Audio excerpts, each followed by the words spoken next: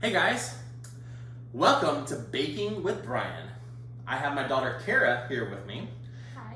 And we are going to make a special recipe today.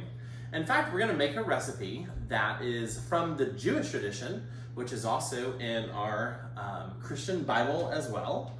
But this one comes from the Purim tradition when it talks about Queen Esther going to Haman to relieve the Jews from the grip that they had on them and to save the Jews.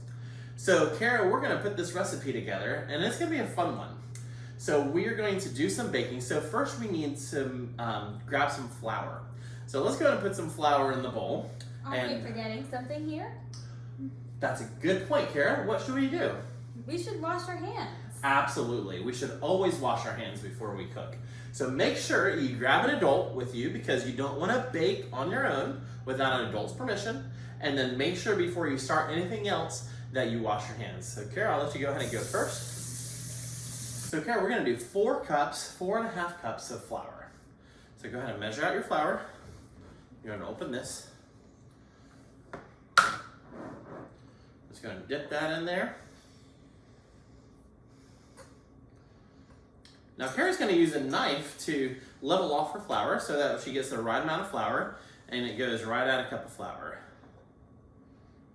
So yep, so just take it. You can go both ways, Kara. Just be gentle with it. Flour's kind of full. I just filled the flour container. There you go. All right. So you're going to put that in there. All right, count them loud as you do as well. 1. Awesome. That helps you to remember stuff.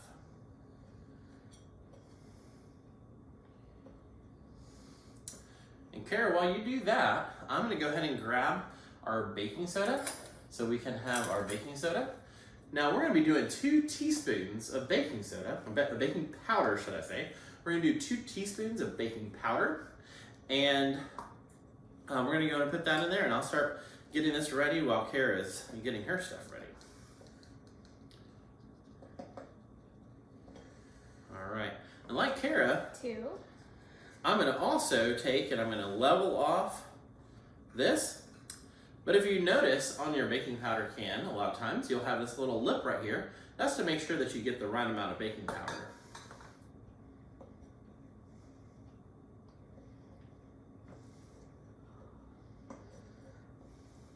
Three. Awesome. I'm going to go and put this one right in here. Kara, that's 1 for baking powder.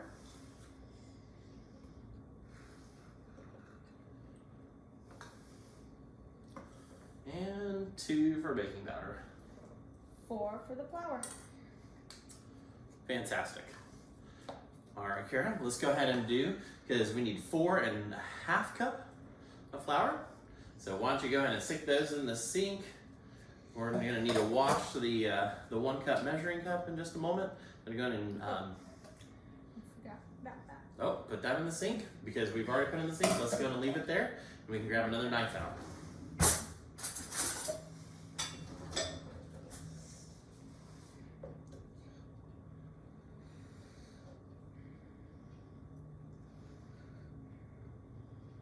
There you go.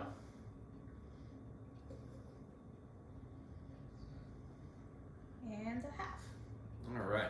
I want to be sure to tell you that if you're doing this recipe, be sure to do it in advance because we will put it back in the refrigerator for another 2 hours before we bake. So we're gonna, through the power of technology, we're gonna fast forward things in just a little bit. But before we fast forward, of course, we got a few more steps to go. But Kara, can I ask you a question? What? Now, we just measured out a lot of ingredients, didn't we? We just measured out, I mean, this is a lot. You look at this bowl, there's a lot of stuff in there, right? Mm-hmm. So, let me ask you this. Does this look very appetizing? Not really. Not really, yeah. It's just kind of white and dull. And it's only flour. I don't think it would taste very good. Now, you know, we've been talking about having a fresh start for our thing and about how we can have different types of fresh starts. Well, when we bake, it's like having a fresh start because you may start with flour and baking powder, some things that are not very good, But when you add things like salt, or add things like molasses, or add things like sugar or butter and things, it becomes a recipe that is very complete. All right, so Kara, go ahead and grab out a fork, and we're gonna go ahead and give that one a stir. And while we do, I'm gonna go ahead and take our butter, and I'm gonna put our butter. Now I've taken our butter, and I made sure to soften it.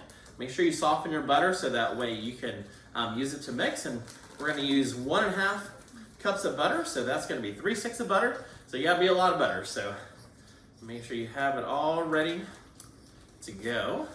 So in case the people don't know, how do you soften butter? Well, there's a couple ways to soften butter. The best way is just to stick it on the counter for a couple hours before we started. I put this out about 2 hours ago, and it's about right. All right, so I made sure to have my mixer. So we're gonna have our mixture here so we can take and we're gonna beat the butter with the sugar, and we're gonna add the eggs as well. So Kara, why don't you go ahead and grab 1 egg, and go ahead and crack it open and put it in there. As you can see, before we put it in the rest of the dish, we're gonna put the egg in a little bowl, so that way if we have any shell in there, we won't waste everything we put in the bowl. We might waste an egg, but that would be the most that we waste. All right, so go ahead and do that.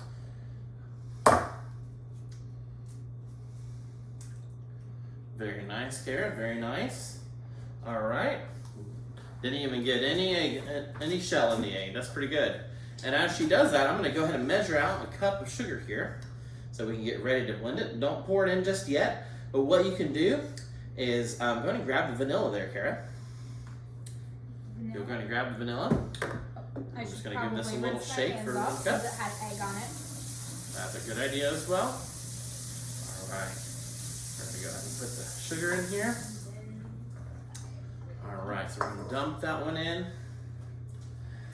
Awesome, Kara. So how much vanilla should I put in?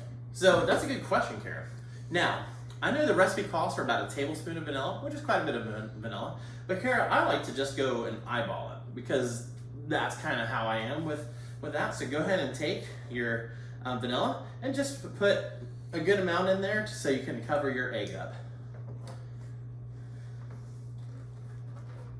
Keep going just a little bit more. There you go. And then we're gonna do the same with the next egg. So before you do that, we're gonna go ahead and start and beat up our butter and sugar. Get this started.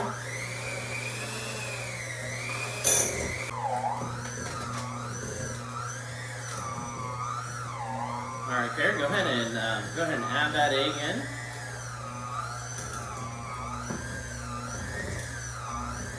That's starting. Go ahead and crack the other egg and get it ready too. While Kara's getting that, I'm going to go ahead and get our orange juice ready.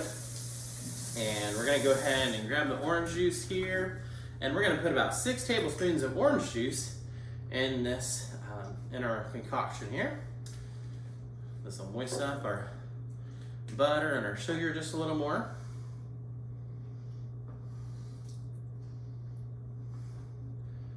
I've got a 2 tablespoon measure, so I'm gonna do that about 3 times. Cool. All right, free up egg. That looks perfect, Kara. Awesome job. See that little bowl? If you didn't make a mistake, we would have been ready for it, wouldn't we?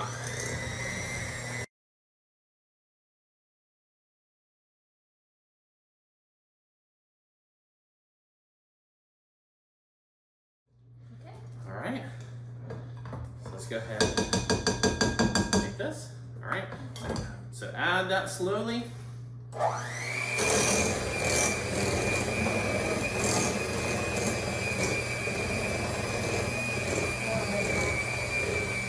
right, keep going, keep going.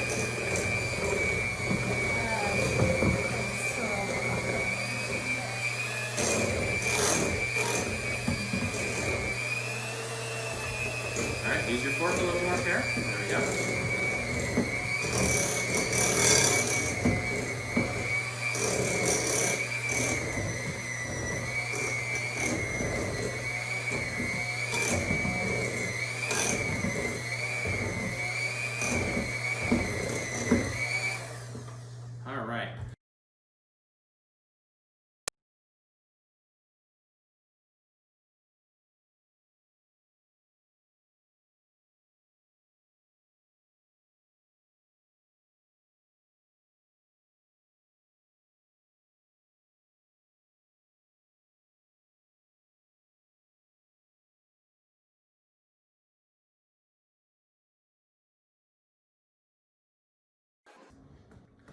All right, so we're gonna take this and we're gonna go ahead and put it back into the refrigerator, and we will see you in just a little while.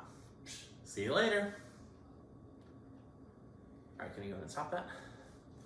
Stop the recording. Yeah, stop the recording. Just hit the button. Welcome back to Baking with Brian. I know for you it's probably just been a few moments, but for us it's been a couple hours. So you may want to chill your dough overnight. We just did it for a couple hours, put it in the freezer for a little bit, just to get it as cold as we could and as chilled as we could. All right, so we're gonna go ahead and take our dough. Karen, why don't you hand me a piece of parchment paper there. All right. All right. Now the recipe says to flour your surface. So you could take some flour and you can flour your roller and flour your piece of parchment. But we're gonna do a little bit of cheating here, and we're gonna use some powdered sugar to do it, because we are making cookies after all, and it's kind of a sweet treat. So Karen, why don't you go and put this over there, and we'll set that aside. And we're gonna go ahead and put out some powdered sugar. Put a little bit in the bowl here. That way I can use it for my hands as well as for my paper and for the roller. All right, maybe a little more than I need, I'm sure. But I like to be safe than sorry. All right, so we're gonna take this, we're gonna throw some powdered sugar down on here. We've already washed our hands again just to make sure we're all set to go. And I will take the roller here, and we're gonna take and we'll powder up the roller. Make sure the roller's good to go. We'll make a bit of a mess, but that's okay. We can always clean it up a little bit later. All right. So I'm gonna go ahead and take and turn my dough out onto my paper. Oh, let's see if I need a little bit of hand here. A little hard to do, but that's all right. Just means it's set up pretty well. And we're gonna set that aside. And then we'll take and we're gonna roll this out.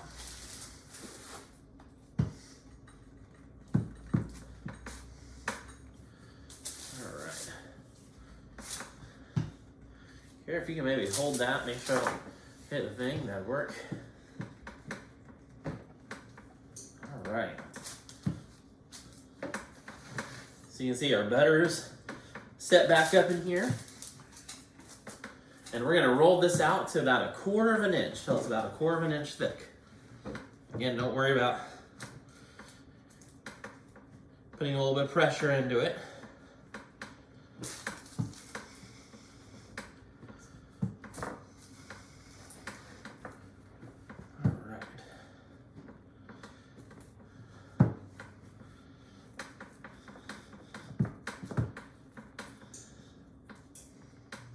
So Karen, we're gonna take these things, and I'll have you help me here in just a moment. We're gonna take them and we're gonna cut out little pieces, okay? Got about 1/4 of an inch thick here. And we're gonna take these pieces and we're gonna set them right there on top of the cookie sheet. Okay. Okay. You know, I remember what you started with. You started with ciabatta bread, isn't that right? I did. I started with some ciabatta bread, and then I worked and I did some other bread. I did like an Outback type of bread and different things like that. All right, Carrie, you want to do a few more of these? All right. Now we're using a little cutter, like a cookie cutter type thing. We found this little kit to do different sizes with. We could even do different sizes of these if we wanted to, but we're going to keep them the same just to make sure they bake at the same temperature. But you can just you can use anything you got. You can use a glass from your house. You can use other cookie cutters. We're going to do circles because in the end, this particular treat is going to be a triangular shape because we're going to fold in the corners, and I'll show you how we're going to do that in just a moment.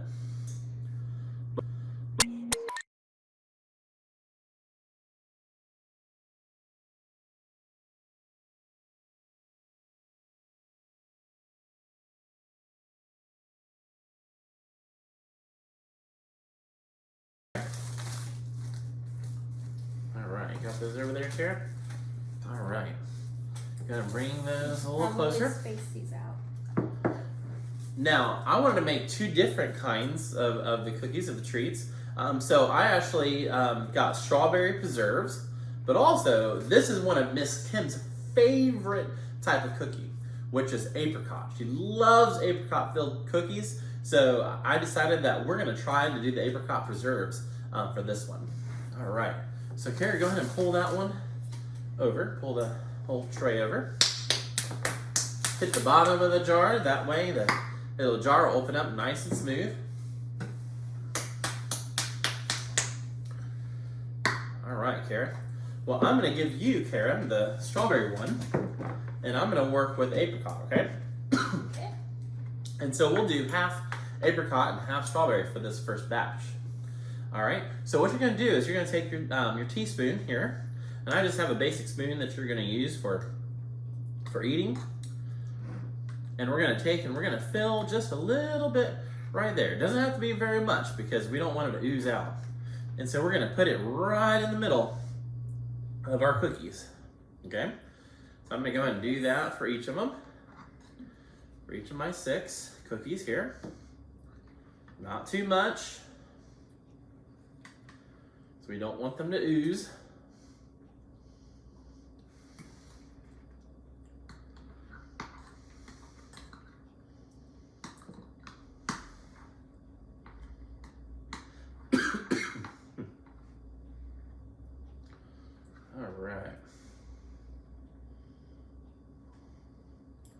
Maybe a little too much in that one for me, but it's all right. Now, Kara, wash those edges, okay? Because those edges will be, they'll want to come out. It'll want to come out of those. So wash those edges. Might want to scoot that in a little bit. All right. Just like that. All right. Again, I haven't done this before, so this is a bit of an experiment on my part, and I gotta see if it comes out and comes out right. Okay? But what we're gonna do with these, it's gonna be kind of hard to see, but we're gonna take and we're gonna fold these in. I'm gonna try to fold these in right here. So we're gonna fold them in and we're gonna crinkle them up just like that. Okay? And so it's gonna be just like a triangle. Okay, and we don't wanna ooze it out. We don't want them to ooze out. We're gonna put them in just like that. Okay? Got it, Kara? What do you think? Like that? Yeah, might be using that just a little bit, but that's all right. So we're gonna take them in just like that. Yep. All right, yep, just like that. Do the best that we can. And we'll see how they go, see how they turn out.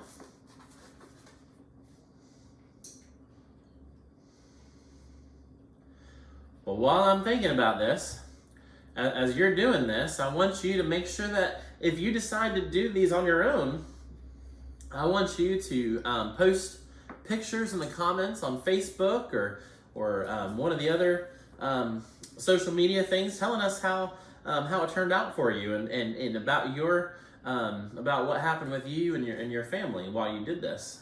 Okay, and hopefully you have some wonderful experiences like I'm having with Kara right now, doing these wonderful cookies.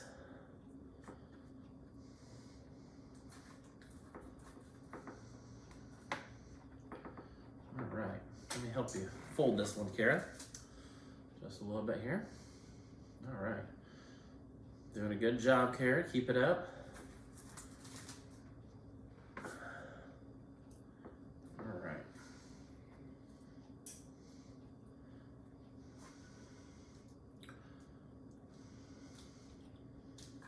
Now when we're done folding these up, what we're going to do is we're going to put these in the freezer for a few minutes. So that will help to keep their shape so that they stay together. And so let's go ahead and try to push those together a little more, Kara, if we can. All right, guys, so after about 5 or 10 minutes, I'm going to take these out of the oven, out of the freezer, so that I can put them in the oven. I've preheated the oven to 375, and we're gonna see how it goes. Just a word to tell you, just a little bit of a hint that I had as I started rolling more and crimping the dough a little bit more for the cookies, is that the thinner you get it, the better, and the less filling you get, the better. I also wanted to tell you that, okay, strawberries or apricots may not be what you would like, but you can also use chocolate chips as well for a special touch. All right, so we're gonna stick with the strawberry and apricot, but if you like to use chocolate chips, that's also a possibility. All right, so let me grab these out of the freezer. All right, looking pretty good. They're pretty well set up, it looks. All right, and I'm gonna stick these in the oven on 375 for about 8 to 10 minutes, and I'm gonna check them, and then I'm gonna go from there.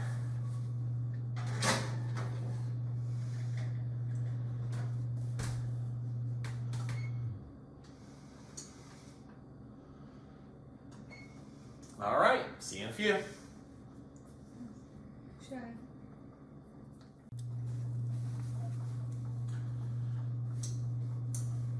All right, guys, we're gonna take them out and see. Now, remember, this is our first batch. This is the first time I've ever done this, so we'll see what happens. All right, Carrie, go ahead and take them out of the oven, remembering to be safe. All right. Well, it looks like they started to come apart just a little bit. They were a little thicker than we expected, so you know what? What do you think, Kara?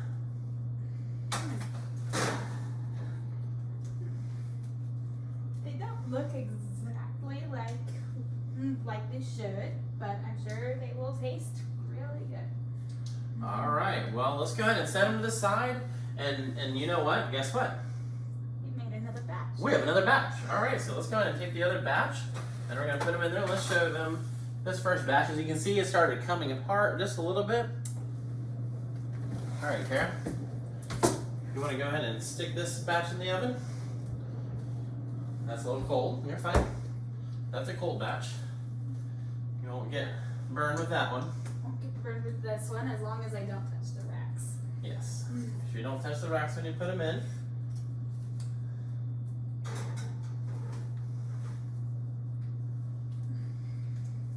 There we go. And timer for 10 minutes. Yeah, let's put the timer on for about 10 minutes. There we go. All right, we'll take 2. See you in a little bit. All right, Kara, I think it's about time for us to try our cookies. Remember, these are the ones from Purim, and I'm not sure exactly how to say that word. I have posted a link, and you can see what they're called. They're called hashbad. I'm not sure. I'm sorry to my friends who are Jewish. I really am sincerely apologetic. But Kara, go ahead and grab one of those, and let's go ahead and try it, okay? You ready? All right.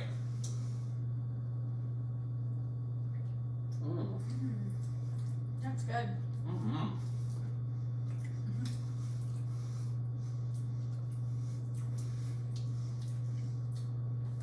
Nice and fluffy. You can definitely taste the apricot pretty good too. Can you taste the strawberry in that one? Yeah. Yeah? All right, well, I hope you enjoy making these. I'm sure gonna enjoy eating these because these are pretty good, even the ones that I messed up, okay? So hope y'all enjoy, and we will see you later. Don't forget that when Christ comes in the picture, we have a fresh start, that he's there for us.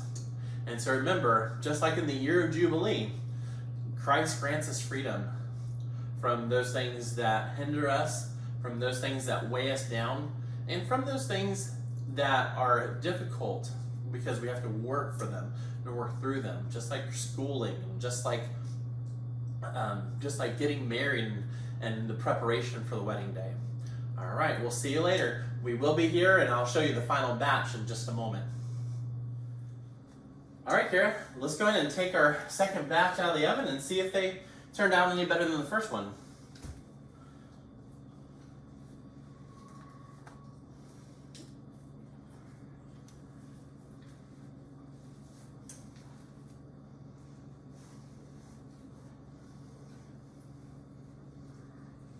Looks like most of some held up better. Nice, they did. Excellent, Kara. Very good. All right, let me show them. See if I can give them just a little bit of a better view here. All right.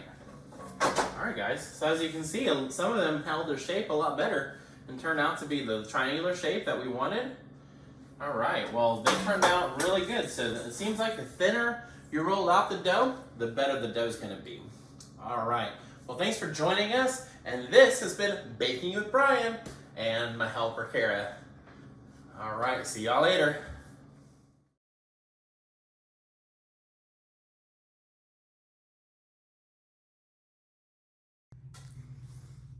Hi guys, well I hope that you enjoyed baking with Mr. Brian because I know that he enjoyed baking with all of you. Well, this week we learned about Jubilee, and we learned that Jubilee is about celebration and about rest, and it's about putting ourselves in a place where we can be rejuvenated and restored and have new energy when we celebrate, and then we rest and we look to the next thing. So I have a little exercise that we're going to try together to help us to rest and relax. After all that baking, I think we might need some time to rest and relax. What do you think? Now, this is just a little meditation activity. So I want you to take your hand, it doesn't matter which hand, and spread your fingers out nice and wide for me. And then you're going to take your other finger and you're going to take your pointer finger on your other hand. And you're just going to trace your hand, and while you do, I just want you to focus on your breathing and just think about breathing in and breathing out and relaxing as you just trace each of your fingers, okay? So just breathe in and breathe out. Go nice and slowly. Start with your thumb. Work your way to your pinky. And just nice and slow. Now, how did that feel? Was that relaxing? Was that soothing to you? I know sometimes I do this without even thinking about it because it's a nice soothing exercise. Touch is a nice way to relax our bodies because it actually helps. Gentle, like nice gentle touch actually helps our bodies to regulate and to slow. It actually slows us down sometimes. So, did it feel good to trace your finger? What are some other ways that slows down? Maybe having some nice quiet time to play by yourself, or maybe to color by yourself. You know, we have our coloring sheets. I have the coloring sheet of our prayer this week that you can download. Coloring's a nice way for me to rest and relax. Or maybe sometimes just taking a nap is a nice way to rest and relax. Or sometimes even exercising can be a helpful way to help your body to rest because you're doing something different with your body than you do when you're maybe at school all day sitting at a desk or different things like that. And so sometimes that's even a helpful way for your body to act in a different way so that it can find some rest and relaxation. But any way that you can find a pause and rest and relax in your day, even for just a few seconds, like tracing your hand, are good things for us to do. So over these past 5 weeks, we've learned lots of things about compassion together. We've learned that compassion is about welcoming and seeing. We've learned that compassion is about being brave and showing up. We've learned that compassion is about loving ourselves. We've learned that compassion is about being present with one another. And we've learned that compassion is about fresh starts, celebration, and resting and relaxing, and starting something new. So when we do all of these things, then we experience God's love and compassion for us. And we show God's love and compassion for the world around us and for the people around us. So, why are fresh starts important? And why is rest important? And why is celebration important? And why are those things that help us to celebrate God's compassion for us. I think all those things are important because when we celebrate the things God's done for us. And that helps us to be able to trust God the next time that God asks us to do a hard thing, because we can remember the celebrations of those things that God's done for us. And rest helps us to be able to have the energy to do it. Because if we don't ever rest and we're just always going, we get so overwhelmed that we don't have the energy to do those things that God calls us to do. Fresh starts are important because it gives a chance to try something new.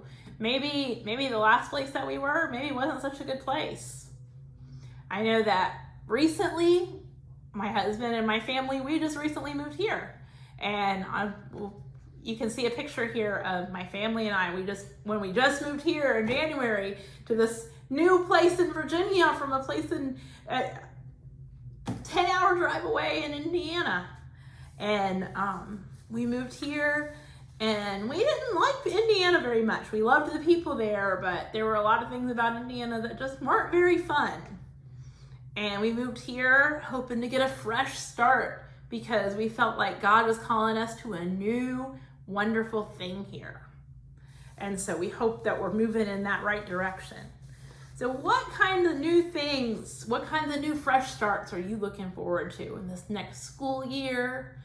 What kinds of new fresh starts are you looking forward to in your life at home or with your friends?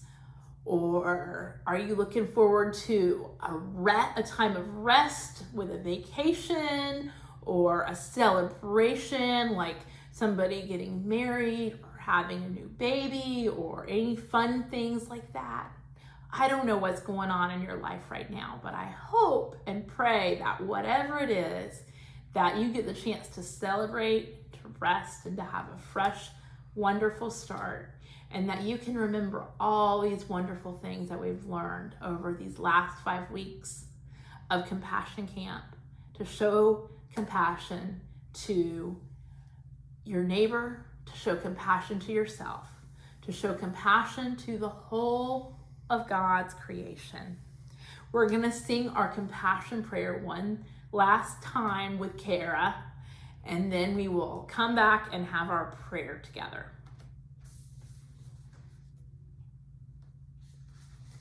All right, let's put one hand on our head and one hand on our heart one last time, because compassion starts in our heads, but we feel compassion in our hearts for the whole world. So let's pray.